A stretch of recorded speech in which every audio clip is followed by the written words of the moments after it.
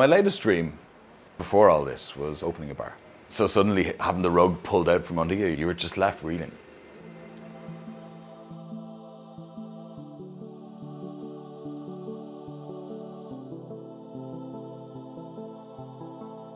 I get passionate about creating something myself. I'm very driven to see my ideas and my concepts progress. Up until the pandemic, I was DJing, running parties all across Ireland and internationally, touring.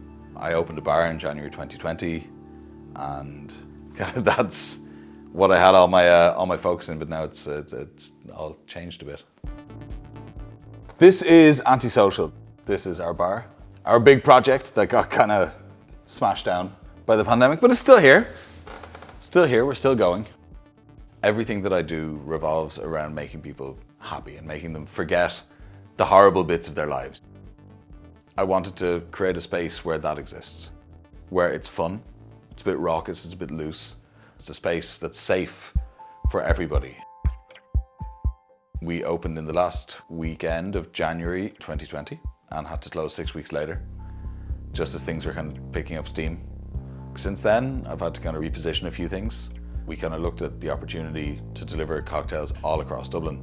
And we started doing that. We were the first bar, as far as I know, in Ireland to start doing large-scale delivery. It kind of took off because it was the summer. People wanted to have a margarita in a field. You know, really, this is the closest thing they were getting to a music festival.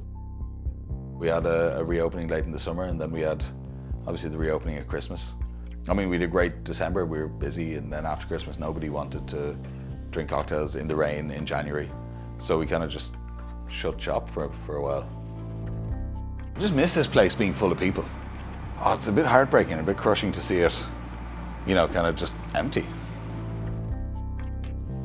Got COVID hard, and it was not pleasant. It was not nice. I was just wiped for 8 to 10 days.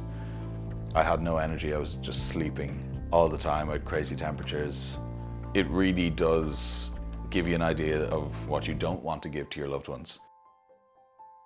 I think the worst thing was coming out of isolation and being like, okay, now I'm so excited to go out and do things, and realizing that there's nothing to do and I can't leave my 5K. That was almost tougher than the isolation itself.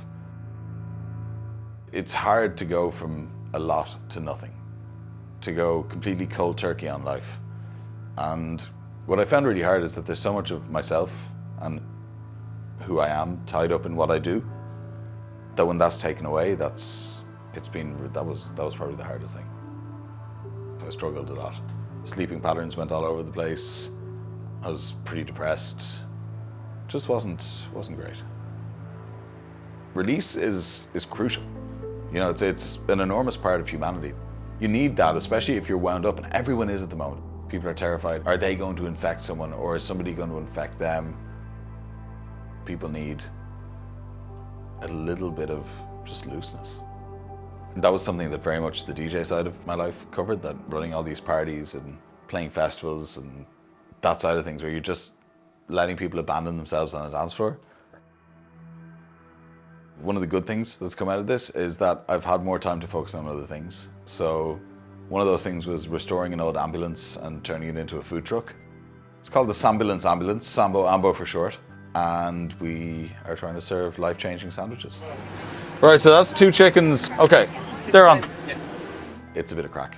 It's something different. It's just, you know, some people have a pensionable career. Some people have a bright orange ambulance, and that's the way the dice is rolled sometimes.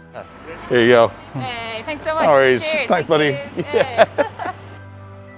I think something incredible that's happened in COVID is that so many small businesses have emerged. Suddenly you have this whole bunch of incredible small traders, and producers and makers, creatives, that didn't have the space or the time to do what they're doing before. And I think that what's amazing is that energy isn't going to go anywhere when things reopen. It's still going to exist, and there will need to be a space for it. I'm a big believer that for every negative, there's always a positive. That for the massive negative that has been the last year, maybe we'll get this incredible positive afterwards. That's really something that keeps me going.